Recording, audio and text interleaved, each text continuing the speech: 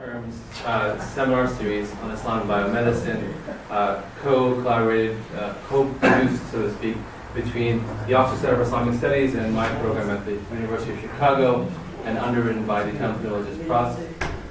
Truly, it has been I hope for all of you, a fascinating 8 weeks delving into the connections between Islam and biomedicine. And today, once again, we have for you a delightful course and meal with Professor Ahmed Ragab and Dr. Asim Youssef. So there will be no session next week, so please don't come to this room expecting anything to happen. I won't be here either, so I'm not sure what will happen in this room, but we will not have a conversation. So in any case, today we have Professor Ahmed Ragab, who comes to us from Harvard University. He is the Richard T. Watson Associate Professor of Science and Religion at Harvard Divinity School, an affiliate associate professor at the Department of History of Science, and director of a program called the Science, Religion, and Culture program at Harvard University. He's a historian of science. He's also a medic.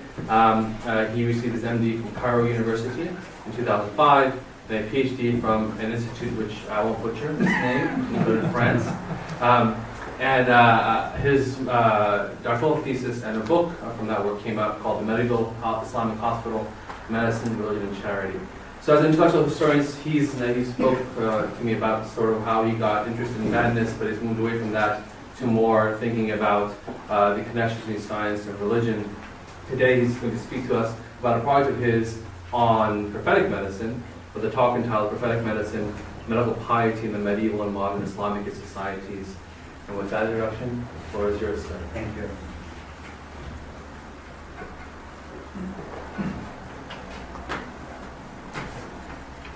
So first, thank you all for coming, and many thanks to Asim for inviting me, and to Luis for organizing everything, and thank you all for the hospitality. I'm recovering from what seems like a perpetual cold, so excuse the low energy. When Asim invited me, he thought he's going to get, a fully recovered person. Well, so it's not his fault either. So today's talk is centered basically, or in my new book, which will come with Routledge Press in May, and is entitled Piety and Patienthood in Medieval Islam. And it is a book that engages with the question of prophetic medicine from a particular angle, which I will try to explain today.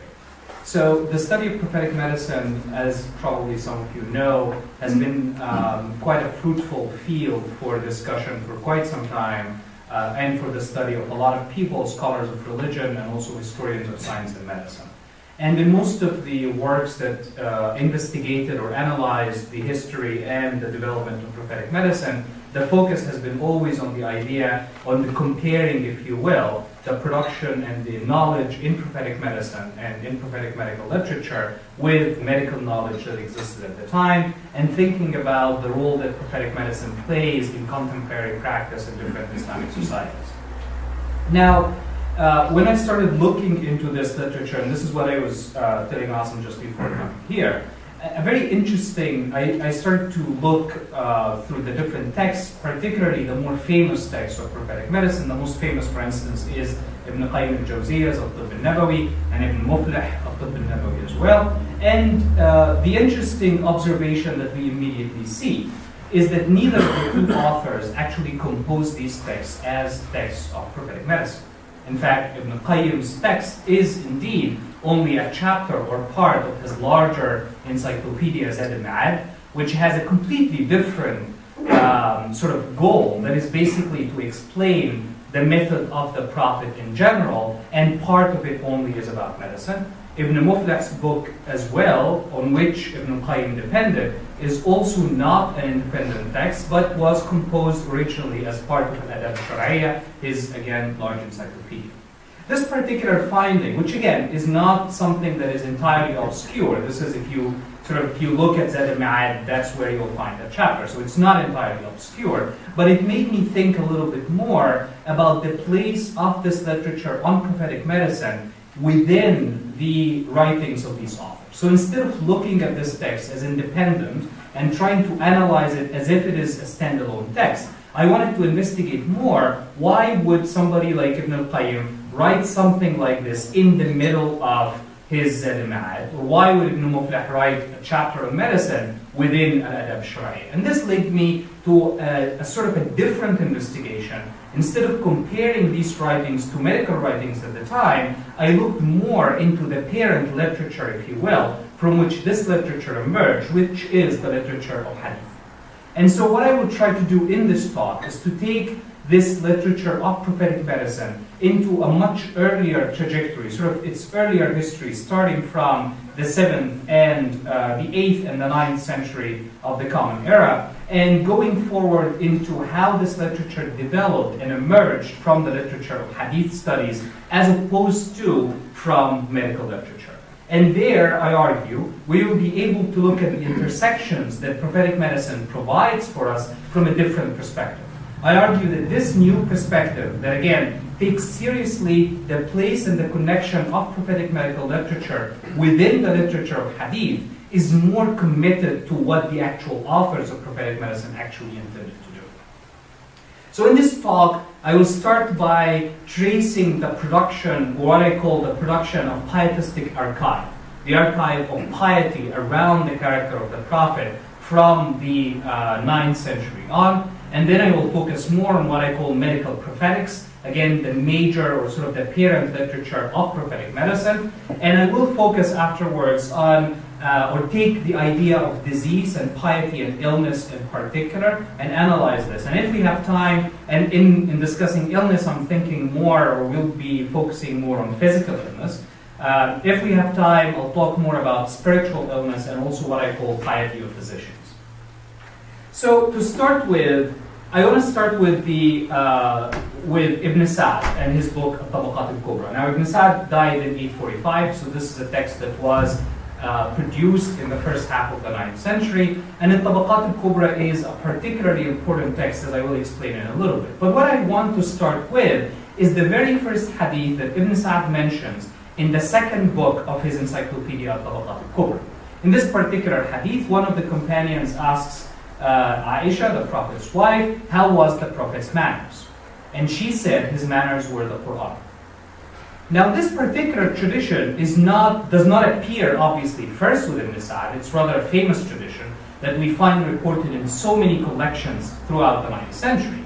But the interesting thing about this particular tradition is that it doesn't have much information.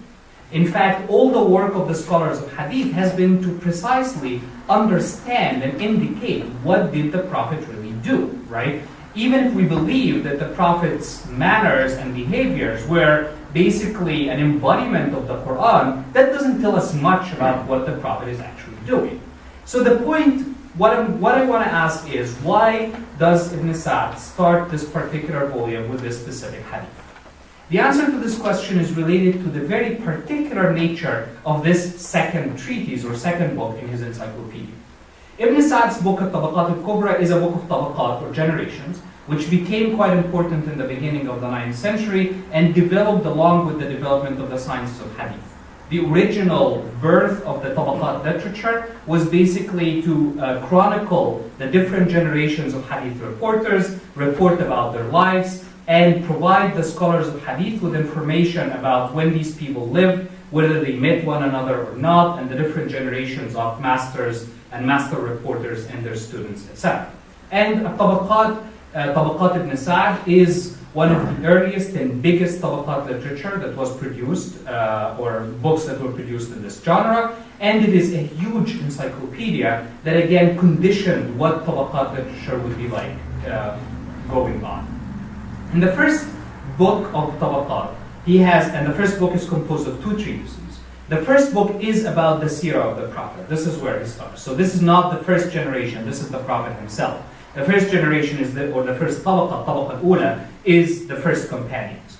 But in the first book, you looks at the seerah of the Prophet, and in the first treatise, we have a simple and a pretty typical narration of the seerah that is very similar to the work to other earlier works, which I will reference in a little bit. But then the second treatise is where he starts to delve into the details of the Prophet life in a way that almost nobody else did before.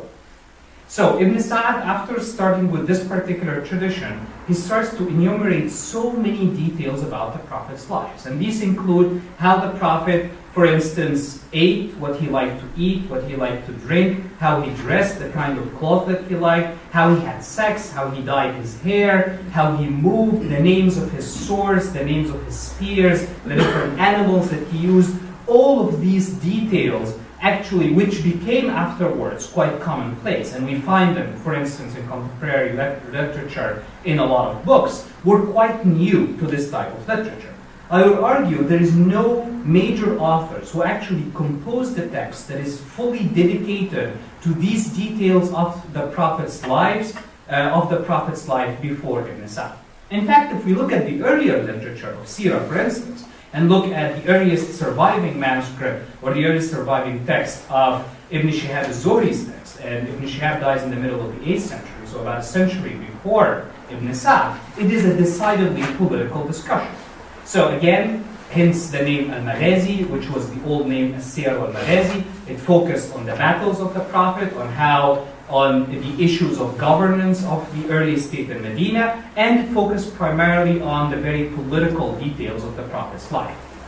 There's very little in Az-Zuhri's text about the details of the Prophet's life. There's very little about how he behaved, what he ate, the kind of relationships he had with his neighbors or with his wives or friends, etc. In the work of Ibn Ishaq, we see a very similar thing. And again, Ibn Ishaq is the next big compendium of Sirah, although Ibn Ishaq text that survives to us has been edited by Ibn Hisham, who died in 833, so almost a contemporary of Ibn Sa'd. Again, it is decidedly political. It's focusing on the major events in the life of the Prophet. We see only slight indications of connections to Asbab al-Nuzul, another literature that's developing at the time, but ultimately it's decidedly political. With Ibn Sa'd, we see this new shift, the interest in the very minute details of the Prophet's life. And starting from Ibn Sa'd, other authors writing after him will start to pay attention to the same story. For instance, Ibn Qutayba writing, and Ibn Qutayba dies in, I believe, 865, actually 889. So Ibn Qutayba writing about hadith and about collection of hadith, he says that one of the roles of hadith scholars is to precisely collect the details of the Prophet's life and to emulate the Prophet's behavior, not only on big issues, but also in the very small issues. And again, this in the middle of the 9th century is a pretty new notion, as I will continue to explain. At-Tabari, for instance, who writes the next big Sirah, is clearly influenced by Ibn Sa'd in the details that he includes now about the Prophet's life, about the body of the Prophet. So for instance, in At-Tabari, we see the very first indication, or in major text, of the physical signs of the prophecy that did not exist before. We don't see this in Ibn Shihab, we don't see it, or except in very little mentions in Ibn Ishaq and Ibn Hisham, but in At-Tabari, we see chapters about how signs of the prophecy have actual impact on the body of the Prophet.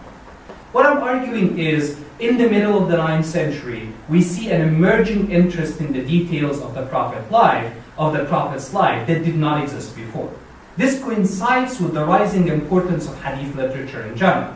It is during this period that scholars of hadith like Shafi'i and Ibn Hanbal and others are trying to make the case for the importance of hadith in writing Islamic law and for how hadith should play a central role in determining the study of Islamic law. What I'm saying is there is this parallel process that is not actually connected to the law at all. None of the things that Ibn Sa'd is mentioning or of the other authors after him is directly connected to the law. So Ibn Sa'd makes no claim that one should call their horse in the name of the Prophet's horse, for instance, or that what the Prophet ate is something that every Muslim should eat. There is no legal implications, but there are pietistic implications. There is now the idea that Muslims are supposed to emulate the Prophet, not only because this is mandated by the law, but because of other things that extend beyond the law. I argue that in the middle of the 9th century, this production of a new mode of Islamic piety is now centered around the character of the Prophet. Well, if we look at pietistic literature that was produced earlier than this, we see that the sources of Islamic piety, taqwa, came from a variety of sources. The Prophet is central among them, but also stories about pre-Islamic prophets, stories about companions, stories about followers, and many others. And a lot of these stories continue afterwards. But it is in the 9th century that we see the centrality of the Prophet becomes very clear, and the literature of prophetics, what I call prophetics, comes to dominate the major writings about piety and gives us the picture that we are today more familiar with, where basically the central component of Islamic piety is about emulating the Prophet. Some scholars argued or called this particular phenomena imitatio Muhammadi, which is a reference to imitatio Christi, the text that was produced in the 13th century and that provided Christians with a mode of emulating Christ. And that in the same mode, the Islamic piety is structured around emulating Muhammad. I argue that there is a difference between the two. While imitatio Christi and the idea of emulating Christ as a central and a core principle of Christian piety is rooted in emulating all of the lives of Christ as a whole, and therefore embodying Christ in the lives of a given person, in the case of Islamic piety, this is not built on a cohesive model, but rather on what I call little narratives. The function of hadith itself, or the nature of the hadith literature, is that it is precisely made of small little narratives that could be taken, arranged, and edited and produced in a variety of ways. This means, or this allowed Muslims to create modes of piety that are extremely diverse, and that although they all rely on the life of the Prophet, they manifested in so many different ways across the extent of the Islamic polities and across different periods. Because emulating the Prophet means essentially looking at hadiths, which are each one of them is its own thing. Muslims were able to choose and emulate and do pietistic behavior or follow a particular pietistic behavior in a specific instance, but not necessarily in other instances.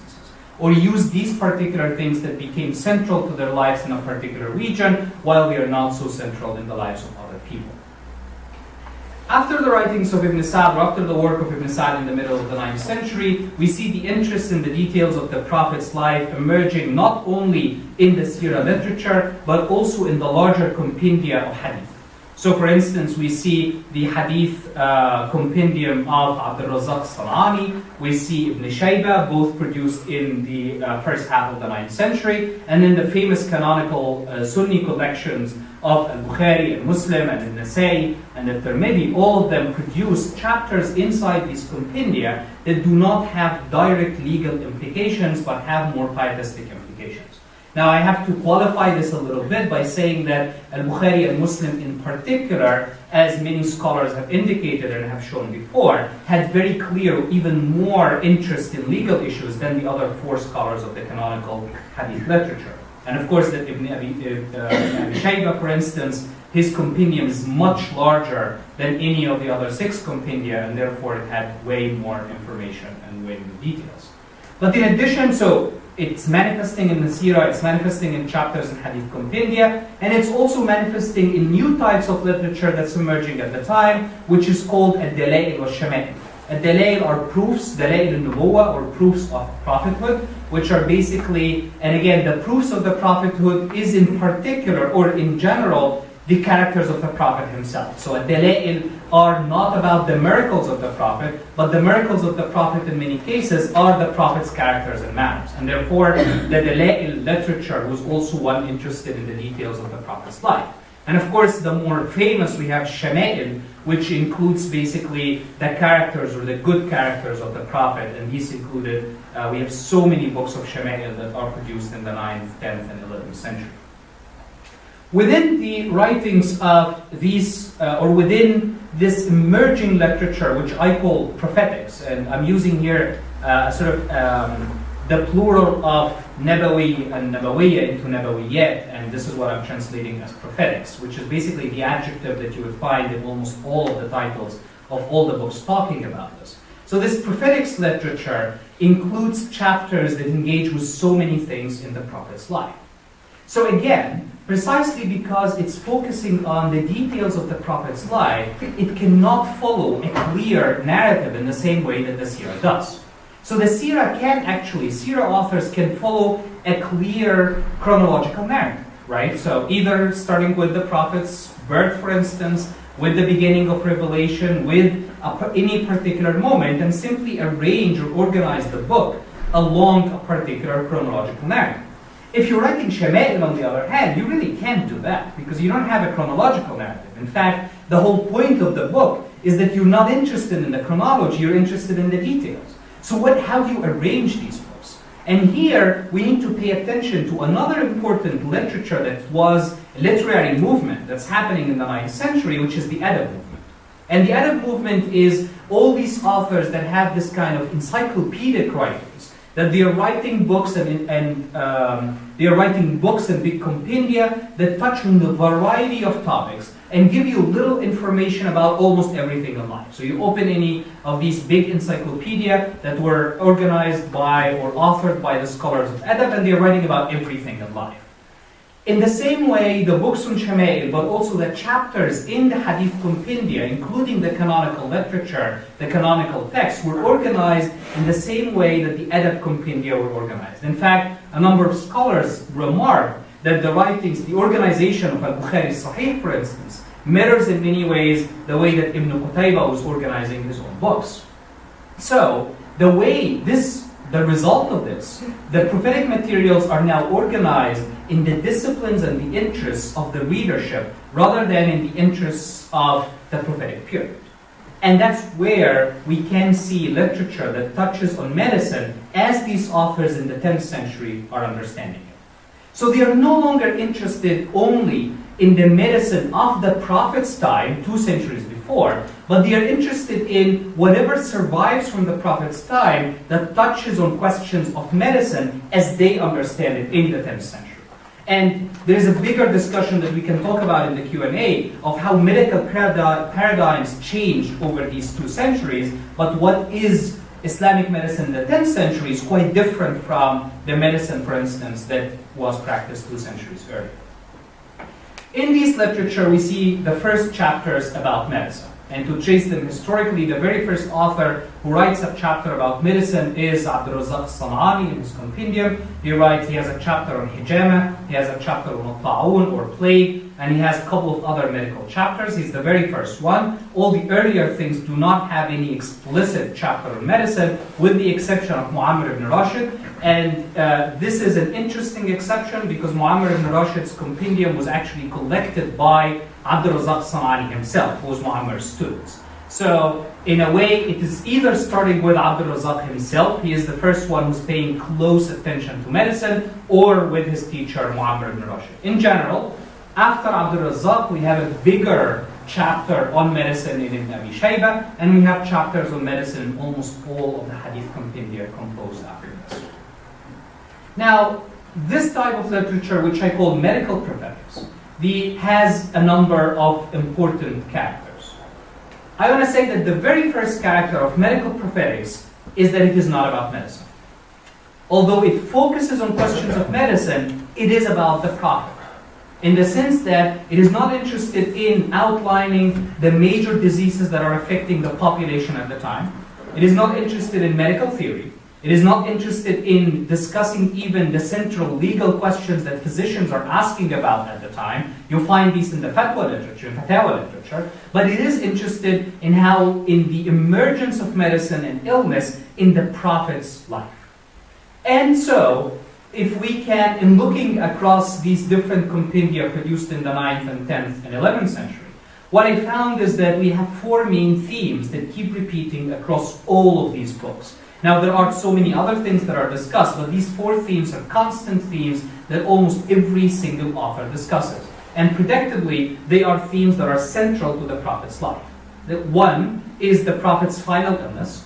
And of course, this is a long episode of illness, and you have a lot of literature and hadith that come from this particular episode. And attached to this, a lot of other traditions that relate to the Prophet's other episodes of illness, and which again, it is not clear whether it's the same final illness or other episodes. So that's first thing, the Prophet's ills. Second thing is the prophet, when the prophet was, when there was a magic spell made against the prophet, and he started to have kind of imagination and a sort of, hearing voices and forgetting things, and then ultimately he is inspired to go and extract the magic from a particular well. So again, there are only few traditions about this, but it's a central episode that you find in every place. And I will explain why magic is coming into this medical chapters in a minute. The third thing is the poisoning incidents, where the prophet was an attempt to poison the prophet by a Jewish woman, although cooking a particular lamb, although there are other versions of this tradition that related to a munafiqeen rather than to a Jewish woman. And the final and fourth question, I should remember. Yes, the injuries that the prophet sustained during the Battle of Uhud, which again becomes, this is probably the most significant moment that the prophet was physically injured in a battle, and again it repeats throughout all of these texts. Now, I'll start first by explaining the question of magic. Why are we looking at magic in this particular context? On one hand, magic is not really, in the 10th century, in the 9th and 10th century, magic is not directly part of medicine. And in this particular case, this is not a ruqya, for instance, and this is not related to jinn or position. This is magic, right? It has nothing to do with medicine. And we don't even know, or we cannot actually take a recipe or a particular prayer from this hadith. In fact, the hadith tells us a story that we as Muslims, we only learn about it, but we cannot do it in our lives. Because ultimately the prophet was a victim of a magic spell. He kept suffering until God revealed to him what to do. And we are not told what to do. The prophet goes, discovers the piece that was, or something that was thrown in a well, and then closes the well and burns the trees around it, and that's it. So if any Muslim was to be a subject of magic in the 10th and 11th century, this particular hadith doesn't have a prescription for them. You cannot do this because it relies directly on divine revelation. The early Arabic literature was tabba wa tib, which is an interesting thing. So actually in the 10th century, the word tib has ceased to mean magic. It does not mean magic anymore in the 10th century.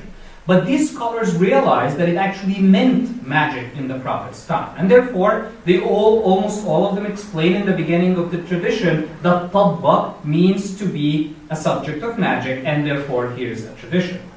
This particular tradition is additional evidence that the interest here is not on medicine in particular, but again is really about the Prophet. This is what they are interested in.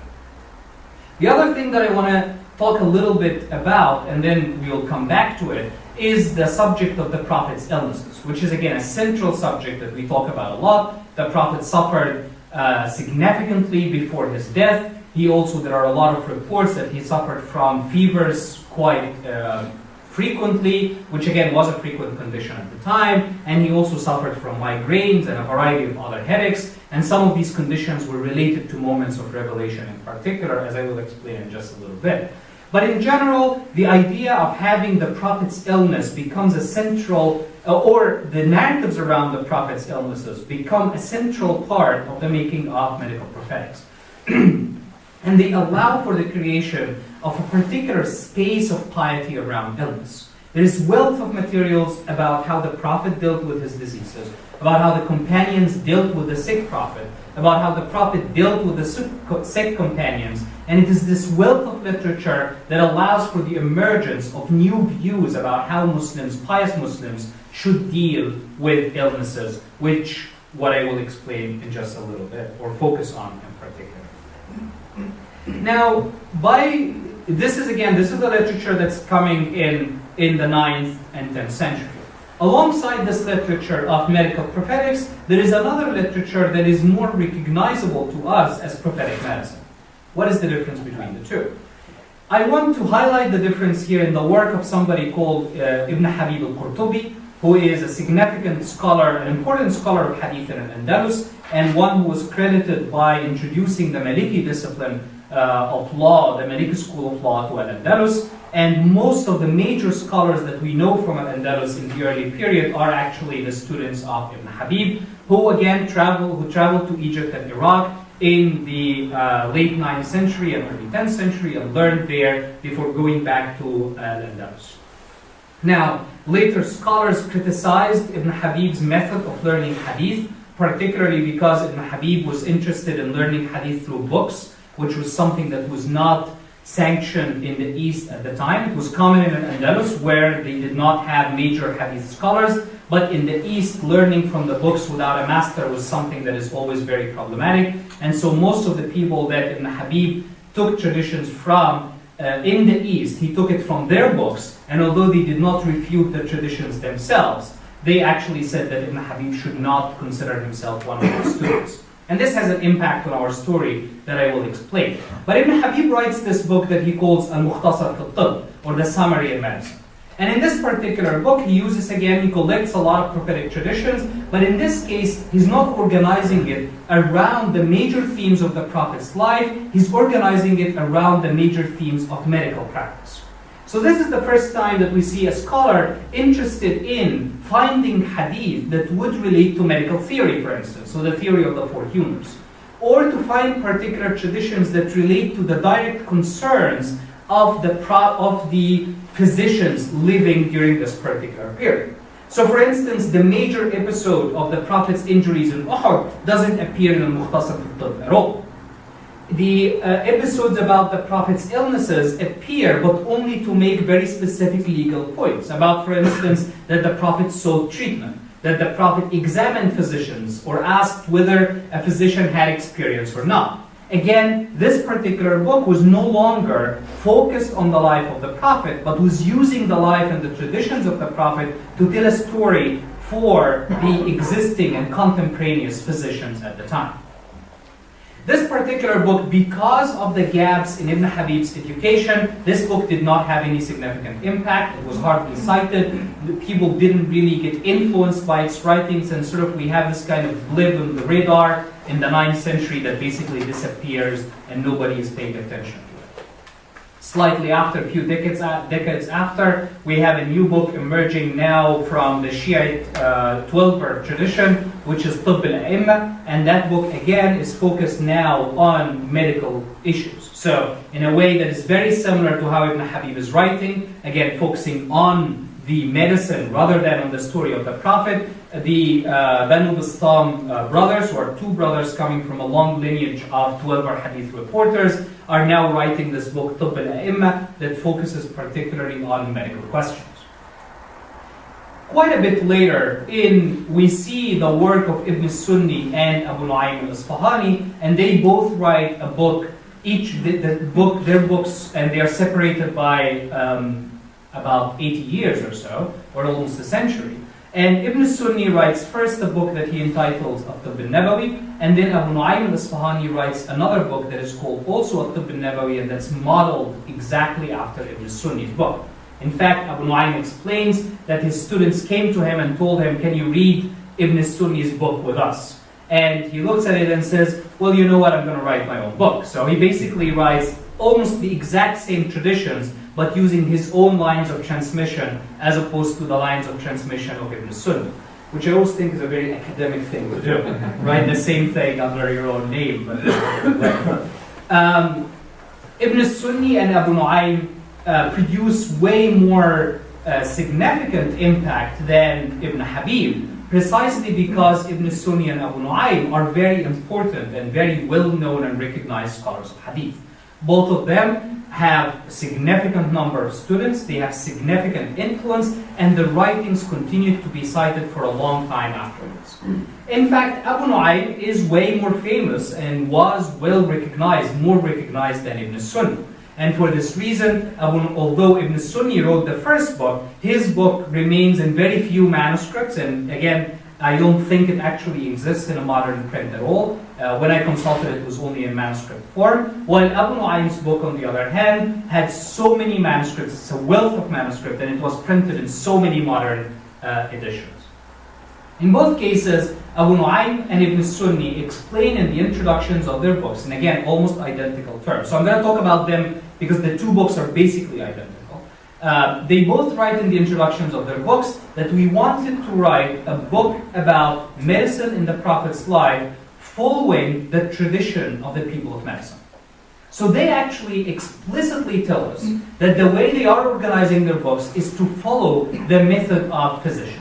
And they precisely do this. They start by medical theory, they talk about different diseases, they have a formulary at the end that has the names of different drugs, and they go through the conditions of the body from the head to the toe. So it looks as if you're looking at, say, the table of content, it resembles in many ways the table of content of a textbook in medicine, but instead of writings or quotes from Galen and Hippocrates and explanation of medical theory, it has prophetic traditions inside.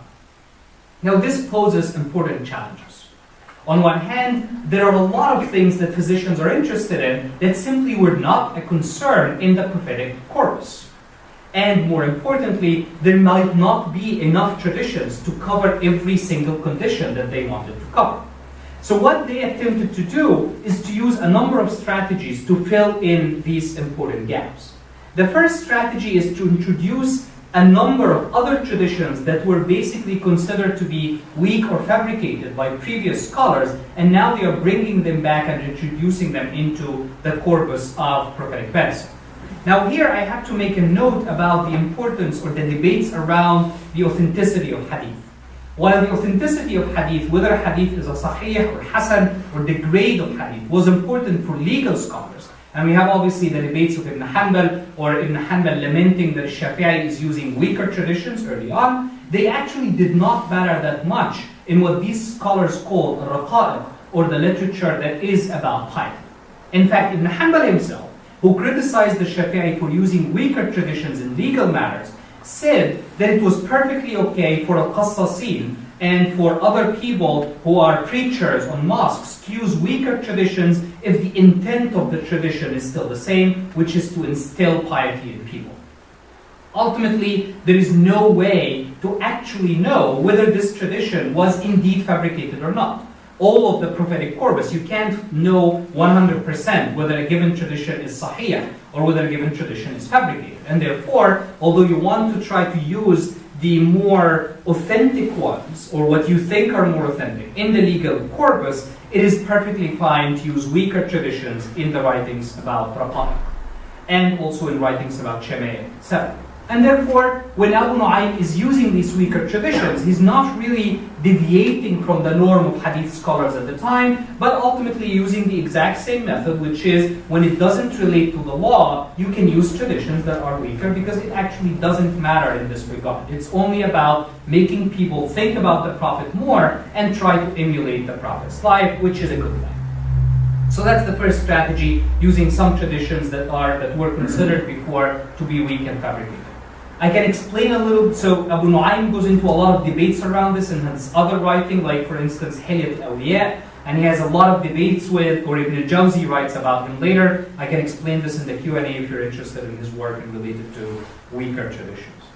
Another thing that Abu Nu'aym does, even more than Ibn Sunni, and here are some of the differences, is the introduction of a number of traditions that come through Shiite reporters.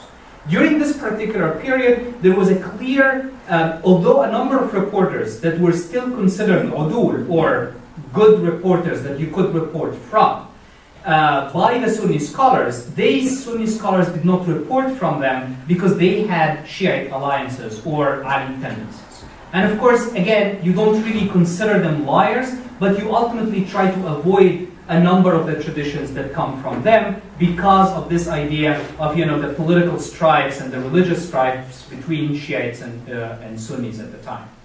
Abu Nu'aym is unique in that in his own family, he had a number of connections with important Shiite scholars, 12 Shiite scholars that lived in Iraq at the time. And Abu Nu'aym is probably an exception to a scholar of hadith that was deeply and continues to be deeply respected by Sunnis, despite having these connections with Shiite scholars, which again speaks to his stature in general. So Abu Nu'aym actually goes ahead and brings a lot of this literature that say, and traditions that say reported by Ja'far Sadiq, for instance, and other scholars, other Shiite figures, and brings them into his book.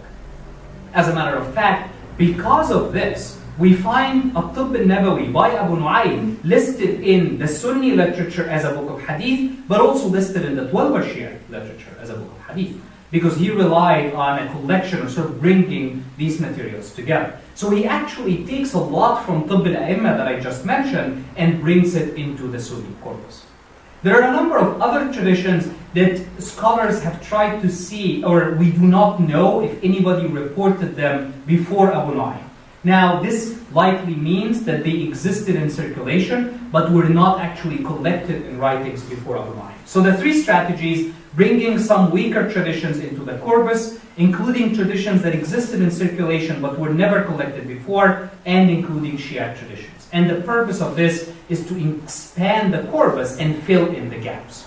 Finally, Abu Nu'aym attempted, and Ibn Sunni, attempted to repurpose a number of traditions to fill in important gaps.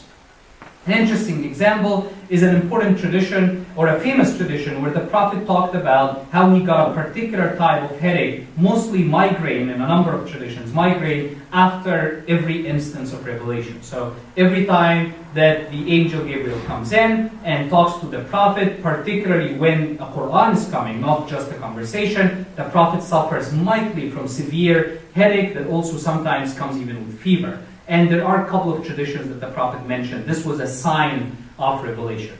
A number of companions even said that they knew that the revelation was coming because the Prophet would start, his face would start to get really red, he would sort of, start to shiver a little bit and sweat a lot, and then afterwards he would try to be alone after he tells them the verse, tries to be alone because he is unable to face the light and feels extreme headache because of exhaustion. Abu Nu'aym decides that because this headache is related to exhaustion, that it might fit within a chapter about headache caused by yellow bile. Now, of course, there is nothing in the corpus of hadith that says that this particular type of headache that relates to revelation is a yellow bile headache, which is a very specific type of headache in the medical literature at the time. But this is what Abu Nu'aym was trying to do in a number of traditions, sort of back-diagnose the time of the Prophet and use a number of these traditions to include them in chapters in order to talk about, for instance, yellow bile.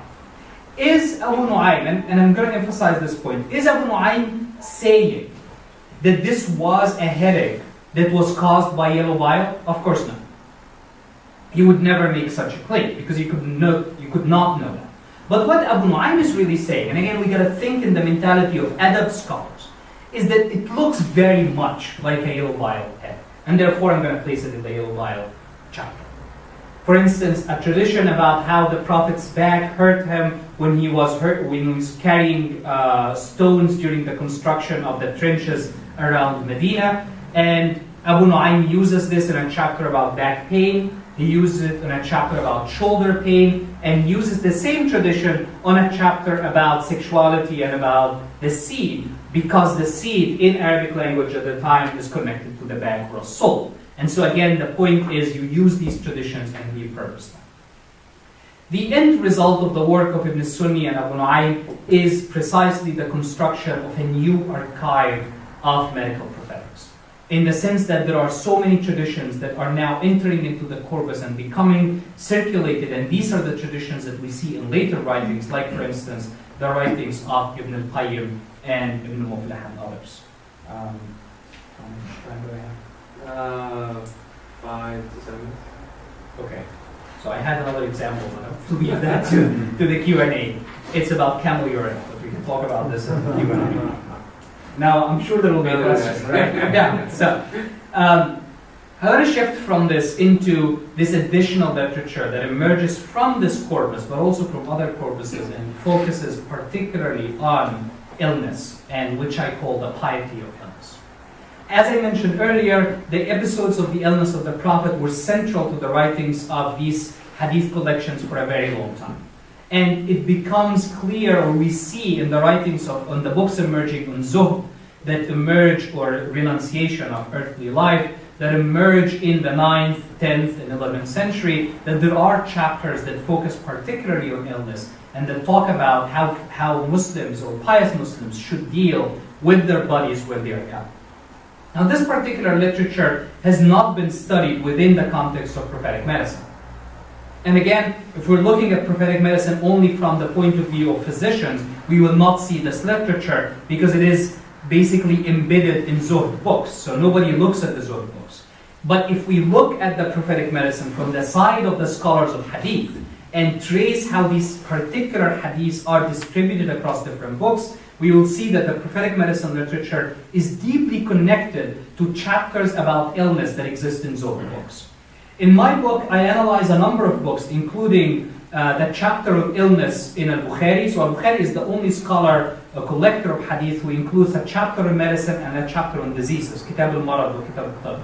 So I look at Kitab al-Marad, and I look at al-Marad wal-Kaffarat, or diseases and penance by Ibn Abi Dunya, which becomes a very important book, and then chapters in a number of other books of Zuhd by Ibn al-Mubarak, Hanad ibn Sirri, and so many other scholars of Zuhd at the time. In writings about diseases, there are a number of questions that came to dominate the discussion in almost all of these books. In all of them, we find one verse that seemed to have caused so much anxiety among the companions when this verse was revealed. And this verse is, for every person will be recompensed for whatever you do, whatever bad things they do. Now I forget the exact translation, but it goes essentially as whoever does a bad thing will be recompensed for it.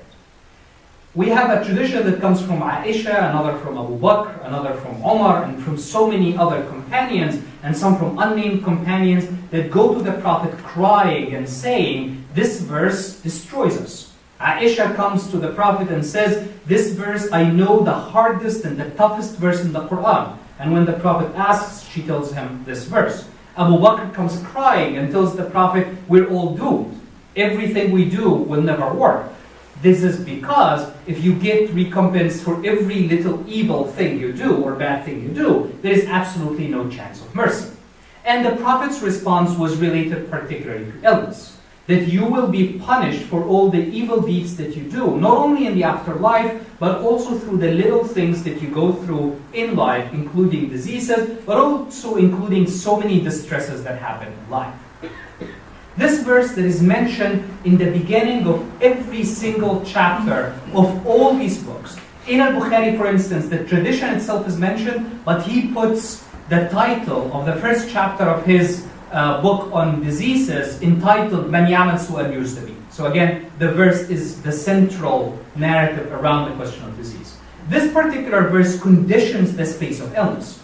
Illness is not a punishment from God that should be received, that should show that a person is a bad person, but it is in fact a blessing that shows that God wants to save this person in the afterlife by punishing them for their bad deeds in this particular life. And this changes or shifts the way that Muslims thought about illness, and explains in many ways why pious Muslims thought about illness in ways that are very different from the other Abrahamic traditions in Jewish and Christian traditions, where illness was considered to be a curse from God and a sign of sin. Here, although it is a sign of sin, it is still a sign of blessing. But the idea that illnesses is a way to basically do penance from the different conditions or from the different sins that one commits poses an important question about the Prophet's illnesses. So if it is about sins, the Prophet is infallible. How come the Prophet had been sick so many times? And how come that the Prophet himself says that I get sick twice as much as two men of you combined, and that all the prophets and all the saints always get sick? And here we see the scholars of hadith working to explain or to argue whether diseases only remove sins or also improve in the reward. And we see, for instance, the commentators on Al-Bukhari, like Ibn Battal, and others talk a lot about this. At-Tabari, for instance, had a very clear position that with the exception of the Prophet, diseases do not add reward, they only remove sins. While other scholars like Hanad and Ibn Mubarak and others said that they remove sins but also add reward. At another layer, this added a particular suspicion to the people that are always healthy. So what if you almost never get sick? Does this mean that you do not have sins? Of course not, because the Prophet got sick. So everybody should get sick. But what if you you never get sick? What does this say about you? It ultimately might say that God actually doesn't like you that much, and therefore God's just leaving you there, and you will be punished really hard in the afterlife. In fact, we see a number of accounts that are reported, particularly by Ibn Abi Dunya. And again, the authenticity here, the debates, we're not talking about authenticity. But one account is that Khalid ibn Walid once divorced one of his wives. And so some of his friends asked him, well, why did you divorce her? She was clearly a very pious and nice woman, and she was good to all of us. And Khalid ibn Walid's explanation was, she never got sick while I was married to her. Now this is obviously a very extreme example of this possibility of suspicion of people not getting sick. But at the same time, it is combined with other traditions where the Prophet says that the people who enjoy so much health in the life will wish that their skin was peeled with steel peelers in the afterlife, because this would take away some of their sins. But the Prophet's tradition leaves it open. Maybe God will give you diseases or not, and it doesn't necessarily say anything about what God thinks about you. At the same time, this was always put in sort of tension with other traditions where the Prophet said that he actually liked being healthy. And that some of the companions went to the Prophet and told him, one important companion told the Prophet that it is better for me, or I like more to be healthy and thank God than to be sick and be patient. And the Prophet said, and the Prophet with you likes health. What I'm arguing here is precisely because of the nature of the hadith corpus that admitted so many different reports and that allowed for the existence of a variety of traditions, we look at the construction of a very complex piety that required pious Muslims to hold sometimes contradictory thoughts in tension together. In fact, holding these thoughts in tension is a sign of piety.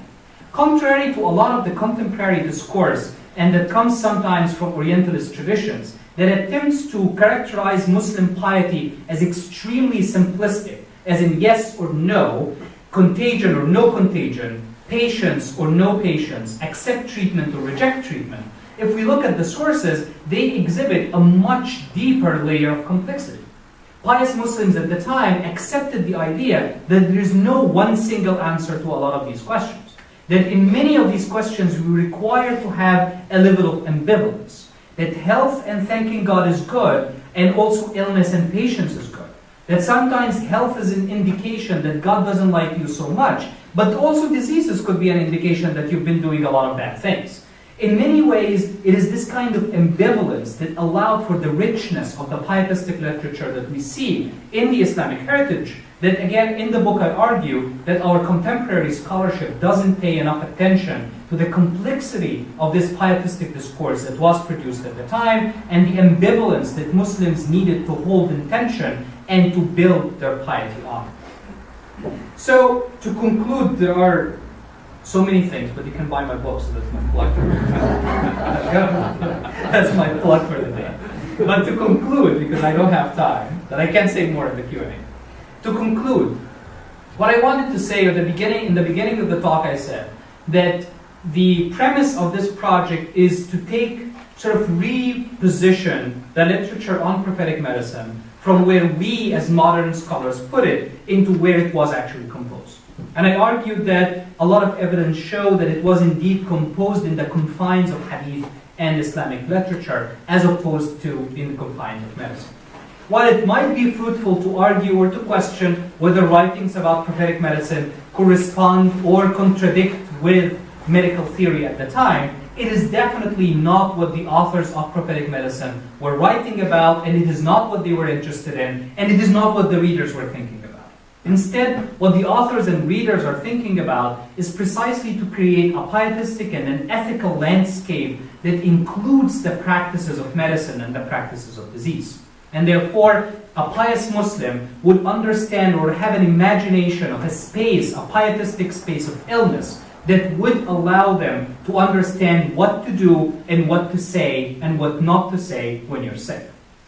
At the same time, the fact that this pietistic discourse in Islam in particular is not composed of long fixed text or long compendia that includes sort of a flowing narrative that you have to accept as a whole, but instead composed of little narratives that can be taken apart, recomposed, rearranged, edited, moved in different places. You can remember one and forget 10. You can mention one in a khutbah and never mention it again. Because of this nature, we find a very particular mode of this pietistic space, which is a very diverse space, and a space that accepts and actually embraces ambivalence, and I'm using the word ambivalence as opposed to contradiction, because these scholars did not believe that these are contradictions, but they believed that a Muslim needed to hold all of these seemingly contradictory conditions in ambivalent tension.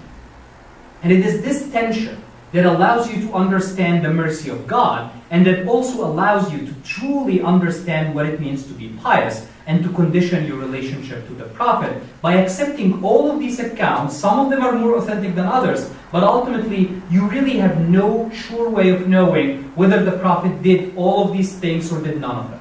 And ultimately the Muslim himself or herself become the judge to what of these ambivalent position fits a particular moment of life and doesn't fit another. Thank you.